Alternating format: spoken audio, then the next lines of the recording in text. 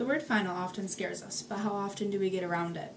Our parents tell us we're grounded, but we whine, we manipulate, we beg, we plead, sometimes even cry to get what we want and to get out of our punishment. And we end up essentially being the single most annoying child ever. But and teachers are the same way. We sweet talk, we manipulate, we know how to get the grade we want when they tell us that our grade's final. But with police officers, there is no hope in getting out of a punishment or getting even any leniency. What they says goes, and it doesn't change for anything. And the judge will go with what the police officer says. So if you're in a courtroom and the police officer says you said one thing, you said it. And you can't say you didn't because there's no way to prove what you said. And there's no way to validate your words or your actions.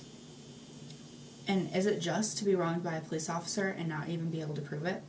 Police officers should be required to record at all times while on duty, to keep record, to disprove accusations, and to establish trust. To begin, we keep record of anything. Those ugly baby pictures and terrible drawings you drew in preschool, we keep record of those. In our transcripts and our medical records, we have those. We keep record of them so that we can gain information. Some we want to keep and some we don't, like the baby pictures. But at a traffic stop, we need to assure clarity. And we need to make sure that the police officer is stating exactly what you're getting pulled over for so that you know and you have no questions about that. And we need to make sure that they're not being too forceful. Too many times we hear about police officers being way too forceful when they're arresting somebody or when they're at a traffic stop. There's no reason to pull you out of your car or whatever, because sometimes that happens and we hear way too many stories and we see it everywhere. It's a huge problem. And having video of this would help that, because the police officers wouldn't feel safe or secure doing that, because they would feel like they would get in trouble because they know what they're doing is on video.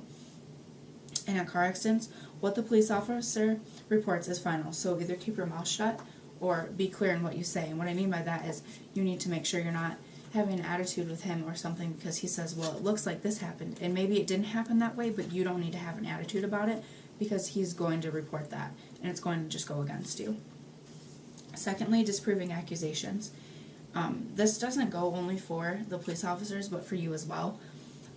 In the courtrooms, words can easily be manipulated, and the police officer can twist your words that you said or make up a complete different story just because he wants to make sure that the story fits his benefit and not yours. He doesn't want to get in trouble, so he's going to say whatever he wants to make sure that he doesn't get in trouble. And do you have a way to prove it? You don't have a way to prove what the police officer is saying, and having video record of this would really help that problem, because it is a problem. Courtrooms are usually known to be just, but in 1990, when Rodney King was kicked 7 times in the stomach and beat 53 to 54 times in the head and the rest of his body with batons by police officers, that wasn't just and that wasn't fair. But some of the police officers got off with nothing, but some did get charged with assault with a deadly weapon, which I think is really fair because obviously it was absolutely unnecessary, and it was very, very forceful and rude. And but these guys wouldn't have been convicted of their crime if there wasn't a video recording going on at that time, which is why I think that this video recording will help by preventing vicious acts. And this case was also declared as a racist attack because Rodney King was black, which didn't help their case. And just recently I was watching the news, and Kalamazoo Police Department is now requiring all of their officers to wear video cameras while on duty at all times. This is because it's been seen as a problem, and it's obviously not a problem only 2,281.3 miles away in Los Angeles, but it's also a problem here in our own state still today, not just in 1990. And it's being recognized here, and I think it should be recognized everywhere, that this is a huge problem, and it needs to be fixed. And it'll ensure safety for police officers and us as well.